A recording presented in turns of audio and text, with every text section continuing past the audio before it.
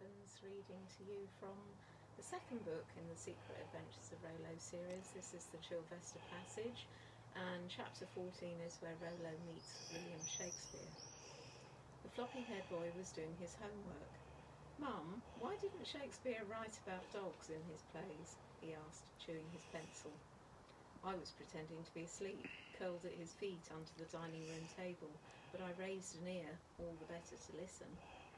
"I think there were a couple of them mentioned in The Two Gentlemen of Verona," said the smiley lady, stirring the custard in the kitchen. "I had a friend who had to lend her greyhounds to a Stratford production one year," she continued. The floppy-haired boy went back to his homework. I thought about this. "Look, Mum, Rolo's doing clown eyes again." I had a vision of a chimney pop into my head. When I next saw Athelstan in the forest, I told him I'd like to go and meet William Shakespeare. "Why would you want to do that, I wonder?" he smiled. "But be warned, he doesn't like dogs." Via the usual means of time travel, I found myself in the middle of 17th century Stratford-on-Avon. I immediately saw a greyhound who reminded me of Degree, who I'd once met on Marlborough Common during a time-travelling adventure last year. That's in book 1. "Excuse me," I said politely, once we'd sniffed each other in greeting. "Could you please show me the way to the writer William Shakespeare's house?" "I should steer well clear if I were you. He doesn't care for dogs," the greyhound replied. I was beginning to feel a sense of foreboding, but I followed his directions, which took me along a winding cart track into a hamlet. I sneaked into a low-ceilinged thatched cottage and knew immediately I was in the right place. The chimney was smoking terribly, filled the cluttered cottage with the smell of wood smoke. A balding man sat at the wooden kitchen table, scratching away with a feather pen, making black spiders on the blank page. I hid under a sideboard and watched him fill sheet after sheet with spidery writing, pausing only occasionally to dip his quill in the fresh ink stored in the bottle in front of him.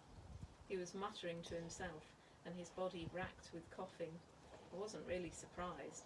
The smoke in the room was quite thick and was pouring out of the fireplace. The writer didn't seem to notice. Suddenly the coughing man caught sight of me and threw his feather pen down with a curse and made a splot on the paper. "Now look what you've made me do. Get out, filthy cur."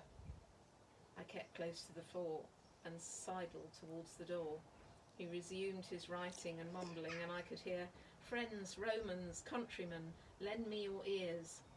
"Excuse me, sir," I piped up. "That doesn't make sense." The great poet and playwright put down his quill carefully, placed both hands on the table and leant towards me. "How dare you criticise me? Don't you know who I am?" he thundered, and then added less thunderously, "What on earth do you mean it doesn't make sense?" He broke off in a fit of coughing. Emboldened now that I had the great man's attention, I said, "You really should get that chimney seen to. There must be a blockage. Now, where was I? How can you lend someone their ear? How can someone lend you their ears? You can't detach your ears. Sorry, it just doesn't work for me." "It's a figure of speech," he roared, waving his quill at me. "I suppose you don't like 'But soft, what light through yonder window breaks' either." "Well, I don't really understand it, if I'm honest. Why don't you just say the sun is shining?" "I'm not writing for dogs," he roared, suddenly pushing back his chair, which fell with a clatter onto the flagstone floor. Shakespeare was seized with another bout of smoke-induced coughing. I took a deep breath, it was smoke-free near the floor, and said, as calmly as I could, "It's just that your language is a bit flowery. School children have to study your plays and learn chunks of speech off by heart. The floppy-haired boy struggles, they all do." I could sense that I was only inflaming the situation. I decided to try a different tack. "Look," I said, trying to dig myself out of the hole, "I can help you clear the blockage in your chimney, but you'll have to put the fire out, and we must wait for the flue to cool down. That could take some time." Shakespeare stood up and poured himself a drink from a pitcher into a pewter tankard and cut a hunk of bread and a wedge of cheese. He pushed some towards me, pouring water into a bowl and setting it at the other end of the table. "There," he instructed, inviting me to sit up at the table on a stool. Now look here, I don't much care for dogs. I wrote a small part for a couple of greyhounds in The Two Gentlemen of Verona recently, but I didn't give them a significant part. I didn't think they were up to it. I'm a cat man myself. Have you seen these two? They sleep under my four-poster bed. I glanced over at the deep window ledge and saw a black cat he introduced as Othello and an angry hissing cat called Macbeth. The tone of his voice had changed when he talked about his cats. Because I was time travelling, I knew I would have to be polite to them, or, if at all possible, just ignore them. In reality, I wanted to chase the stupid smirks off their big, smug, furry faces. Both cats eyed me mistrustfully. I doubted they had any idea that they would inspire central characters in their master's later plays. So, Kerr, how do you propose we spend the time waiting for the chimney to cool? Maybe I could help you write a play. I looked up coyly, seizing the main chance, and did clown eyes at him. Well, it worked with the smiley lady and the floppy-haired boy. To my surprise, Shakespeare started laughing. His shoulders were heaving as he laughed so much that tears ran down his face and into his beard. He staggered to the fireplace once he'd calmed down a bit and upended a pitcher of water onto the hearth, dousing the flames. I followed him out into the courtyard, where he worked the handle of the water pump and filled another pitcher, and that too ended up in the fireplace. The hearth sizzled and the smoke in the room increased for a moment. Even the cats vacated the window ledge and went outside. When the smoke had cleared, we re-entered the room, and Shakespeare pushed the food platters aside, righted the ink pot on the table, and took a fresh piece of vellum to write upon. I've decided to humour you, Sirrah. What will be the subject of your play? I hadn't thought that far ahead. I put my head in my paws and thought for a moment. I tried to remember the plays the floppy-haired boy had talked about over the tea table when struggling with his English homework. How about the Merry Dogs of Marlborough? I said. The bearded face broke into a broad grin. He obviously liked that idea. And what's the plot going to be? Well, I thought you could write about one of your best-loved characters, that fat old man Falstaff, the one that you wrote about in the history plays. I hoped the great man was impressed with my knowledge of his works. Whoa, let me stop you right there, Sirrah. Shakespeare banged his fist on the table. Falstaff died in one of my history plays, Henry V, I think it was. And then added, actually, I'm rather sorry I did write him out, because he was a very popular character with the groundlings at the Globe. I keep getting booed since I killed him off. Then why don't you bring him back? I suggested. Don't be silly, he sneered. I can't bring him back from the dead.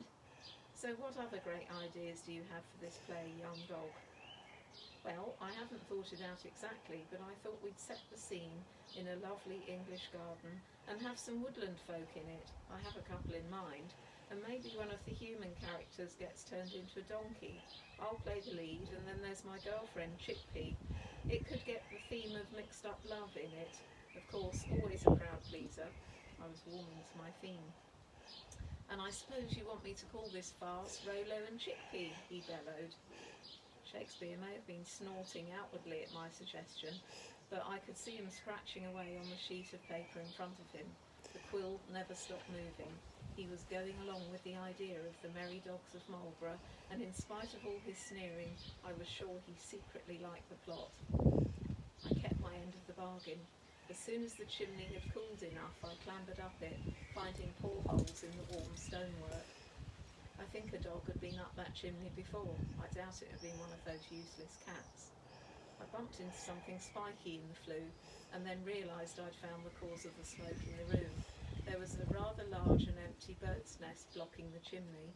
I head-butted it a few times, moved it to one side to let the sticks, mud and straw fall into the sodden hearth below. I climbed a bit higher and knew the chimney was now clean. Satisfied with my work, and knowing the fire would now draw properly, I scampered back down the chimney and landed in the hearth in a cloud of black dust and twigs. The cats sat washing themselves on the windowsill. They eyed me with disdain. I think the expression is like something the cat brought in. Stay where you are, the playwright boomed as I sat blinking in a pool of soot which had blackened the rushes covering the floor.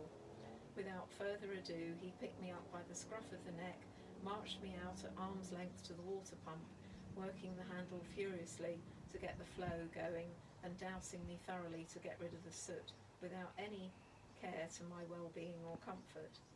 "Thou art as dark as night," he muttered, and I thought actually that was quite good and said so. That earned me another dunking under the freezing water spout. He rubbed me dry with a towel, much more roughly than the smiley lady ever does, I might add. I put up with it. I could sense that the cats were still smirking on the windowsill. Shakespeare then reached for a taper, and lighting it in a tallow candle, he relit the fire. His face broke into a smile when the wood burned cleanly, and this time the smoke went up the chimney without any problem. He invited me to sit beside it on the cleaned rushes to dry off. After a few moments I shook myself dry and then glanced over at the beginning of the collaborative play on the table. I was very pleased with what I saw, a whole ream of paper. I asked the bard if he would put my name on it as co-author. Zounds! I was silenced by the inkpot whizzing past my ear and smashing behind me in the fireplace, splattering me with black dots. "Thou art a cheeky fellow. This is my play. I don't write with anyone." "I'll take that as a no then," I said, as I skittered towards the door. "You'll be hearing from my lawyer." "Thou art a spotty dog," he spluttered, and I thought to myself, that's quite good. I wonder if I'll get written into one of his plays. And I think we'll leave it there for today. So that's the second book in the Secret Adventures of Rolo series, and I'll be back tomorrow. Thank you and enjoy the sunshine.